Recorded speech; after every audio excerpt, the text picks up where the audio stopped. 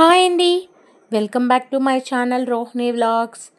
మనం ఎప్పుడు బయటన పావ్ బాజీ తింటాం కదా. ఎప్పుడు బయట తినే కన్నా ఇంట్లో అయితే ఈజీగా చేసుకోవచ్చు, హెల్దీ కూడా కదా. ఈ పావ్ బాజీ అయితే నిన్న సాయంత్రం నేను ఇంట్లో అయితే చేశాను. మా పాప వచ్చినప్పటికీ చేస్తే అమ్మ బయట తినే కన్నా నువ్వు చేసిన పావ్ బాజీయే చాలా బాగుంది అని చెప్పింది. ఫస్ట్ టైం కనుక ఎవరైనా మన ఛానల్ చూస్తే మర్చిపోకుండా సబ్స్క్రైబ్ అయితే చేయండి. ఇటువంటి మంచి మంచి వీడియోస్ అయితే ఉంటాయి ఛానల్లోని, ఒకసారి అయితే చెక్ చేయండి. పావ్ బాజీకి ఏమేం కావాలి అంటే 3 బంగాళదుంపలు, 1 క్యారెట్, 1 బీట్రూట్. ముందుగా అయితే శనగలు అయితే నానబెట్టుకుని ఉంచుకోవాలి. మార్నింగ్ నానబెట్టుకుంటే ఈవినింగ్ అయితే చేసుకోవచ్చు.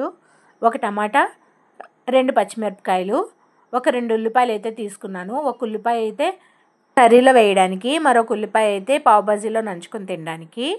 ఇంకా ఇవన్నిటిని అయితే కోసుకుందాము. ముందుగా అయితే బంగాళదుంపలు చెక్కు తీసుకుని చిన్న చిన్న పీసెస్ కింద అయితే కట్ చేసుకోవాలి. అదేవిధంగా క్యారెట్ కూడా దానిపైన ఉన్న తొక్క తీసి దాన్ని కూడా అలాగే చిన్న చిన్న పీసెస్ కింద అయితే కట్ చేసుకోవాలి. బీట్రూట్ కూడా చిన్న చిన్న ముక్కలుగా అయితే కట్ చేసుకోవాలి. ఇవన్నీ కట్ చేసుకున్న తర్వాత ఎప్పుడో ఒకసారి అయితే బయట తినచ్చు, ఇంట్లో అయితే చేసుకుంటే మంచిదని నేనైతే చేశాను. మొన్న అయితే శ్రీకాకుళం వెళ్ళినప్పుడు తిన్నాం పావ్ బాజీ. అస్సలు టేస్టే లేదు, ఎందుకురా తిన్నామో అని అనిపించింది. సరే ఇప్పుడు చేద్దాం కదా అని చేశాను. ముందుగా అయితే ఇవన్నీ కట్ చేసుకున్నాం కదా. ఒక చిన్న కుక్కర్ పెట్టి బఠానీలు నానబెట్టాం కదా, అవైతే ఒకసారి శుభ్రంగా కడుక్కోవాలి 2-3 సార్లు. ఇందాక మనం కట్ చేసుకున్న కూరగాయ ముక్కలన్నిటిని ఆ కుక్కర్లో అయితే వేసి 2 పచ్చిమిరకాయలు అయితే కట్ చేసి వేస్తున్నాను. దీని నిండా కొంచెం వాటర్ వేయాలి, అంటే ఇవి కొంచెం ములిగేంత వరకు. బీట్రూట్ కూడా చిన్న ముక్కలుగా అయితే కట్ చేశాను. తగినంత వాటర్ అయితే పోయండి, అంటే ఆ ముక్కలు ములిగేంత వరకుని. ఇప్పుడైతే స్టవ్ వెలిగించి కుక్కర్ అయితే మూత పెట్టేశాను. ఒక 5-6 విజిల్స్ వస్తే ఇవైతే మెత్తగా ఉడికిపోతాయి. కనీసం ఇందులో ఏం వేసామని కూడా ఎవ్వరికీ తెలియదు, అలా అయితే మెత్తగా అయితే అయిపోతాయి. ఇగోండి ఇప్పుడైతే కుక్కర్ ప్రెషర్ అంతా బయటకు వచ్చింది. దీన్ని అయితే ఇప్పుడు స్మాషర్తో స్మాష్ చేస్తున్నాను. బఠానీలు, క్యారెట్, బంగాళదుంప, బీట్రూట్ ఇవన్నీ ఉన్నాయి కదా, వీటిని అయితే కొంచెం గట్టిగా అయితే స్మాష్ చేయాలి.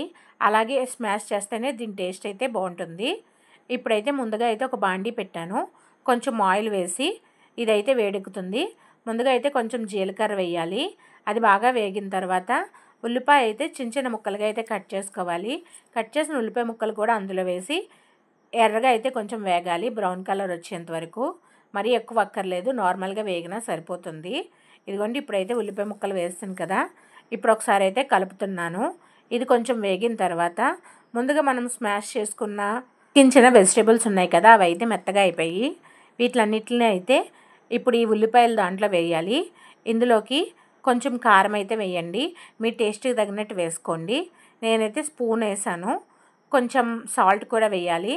ఇవి వేసిన తర్వాత పావ్ బాజీ మసాలా ఉంటుంది కదా, దాన్ని కూడా కొంచెం అయితే వేయాలి. ఇప్పుడైతే పావ్ బాజీ మసాలా అయితే వేస్తున్నాను. ఇదంతా మొత్తం అంతా అయితే బాగా కలపాలి. ఈ కారం, ఉప్పు ఇవన్నీ అయితే ఈ ముందుగా ఉడికించిన వెజిటేబుల్స్కి అయితే పట్టాలి కాబట్టి మొత్తం అంతా అయితే బాగా కలపాలి. ఇలా కలిపిన తర్వాత ఒక గ్లాసుడు వాటర్ అయితే వేయండి. ఇది కొంచెం పల్చగా అవ్వాలి కదా, తగినంత వాటర్ అయితే వేయండి. నేనైతే గ్లాసున్నర వాటర్ అయితే వేసాను. ముందైతే గ్లాసుడు వేసాను కదా, తర్వాత 1/2 గ్లాస్ అయితే వేసాను. ఇదంతా ఒకసారి అయితే కలపాలి. కలిపి మూత పెట్టాలి. కస్తూరి మేతి ఉంటే దాన్ని కూడా ఒకసారి ఇందులో వేయండి, టేస్ట్ అయితే చాలా బాగుంటుంది. నా దగ్గర అయితే లేదు, నేను అందుకే వేయలేదు. లాస్ట్లో అయితే కొంచెం బటర్ అయితే వేయండి. వేసి మొత్తం అంతా అయితే బాగా కలపాలి. ఈ బటర్ ఇందులో వేయడం వల్ల చాలా బాగుంటుంది, టేస్ట్ కూడా సూపర్గా ఉంటుంది. ఇప్పుడు బటర్ మెల్ట్ అవుతుంది. ఇలా ఒకసారి అయితే బాగా మరగాలి. ఇది బాగా ఉడుకుతుంది కదా, ఇలా కొంచెం దగ్గరకు అయితే ఇదైతే అయిపోయింది. మీరు కొంచెం సాల్టు, కారం సరిపోయిందా లేదా అన్నది ఒకసారి అయితే చెక్ చేసుకోండి. మార్కెట్లో అయితే పావ్ బాజీ బ్రెడ్లు అయితే అమ్ముతారు, ఆ బ్రెడ్లతో అయినా చేసుకోవచ్చు. లేదు అంటే మన ఇంటి దగ్గర బ్రెడ్స్ అమ్ముతారు కదా, ఆ బ్రెడ్తోనైనా చేసుకోవచ్చు. పావులు దొరికితే పావుతో చేసుకోవచ్చు, లేదంటే నార్మల్ బ్రెడ్తోనే చేసుకోవచ్చు. నేనైతే ఇప్పుడు నార్మల్ బ్రెడ్డే దొరికింది. బన్స్ ఉంటాయి కదా, బన్స్ అయితే దొరికాయి, వాటితో అయితే చేస్తున్నాను. ముందుగా అయితే ఒక పెనం పెట్టి దాన్ని అయితే వేడి చేశాను. దీంట్లో కొంచెం ఆయిల్ వేసి బటర్ కూడా వేసి దాన్ని అయితే కొంచెం వేడెక్కనివ్వాలి. ఎక్కిన తర్వాత మన దగ్గర బన్స్ ఉంటే బన్స్ సకానికి అయితే కట్ చేసి ఇలా కొంచెం బ్రౌన్ కలర్ వచ్చేంత వరకు వేగనివ్వాలి. చూడండి, ఇదైతే చూడండి బ్రౌన్ కలర్ వచ్చింది కదా, ఇలా అయితే వేగినట్టు. రెండో వైపు కూడా కొంచెం వేగనివ్వాలి. రెండో బన్నను కూడా కాలుస్తున్నాను. ఒకవైపు అది, ఇది ఒకవైపు ఇది, రెండు అయితే కాలుతున్నాయి. కొంచెం ఆయిల్, కొంచెం బటర్ రెండు వేసుకోవచ్చు.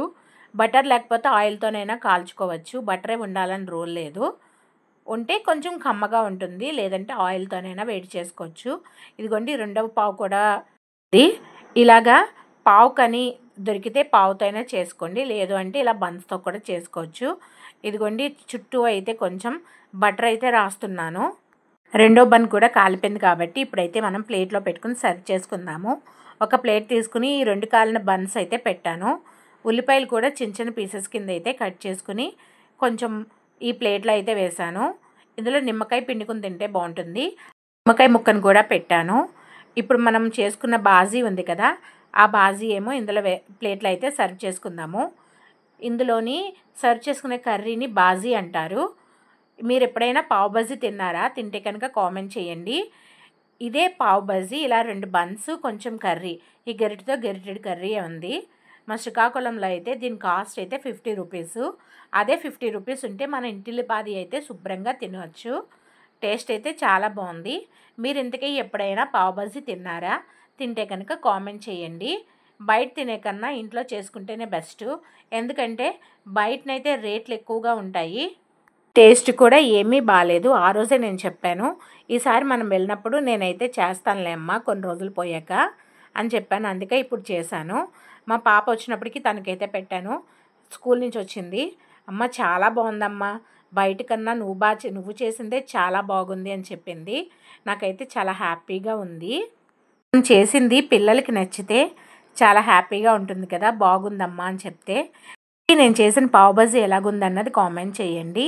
ఈ వీడియో కనుక మీకు నచ్చితే ప్లీజ్ సబ్స్క్రైబ్ చేయండి.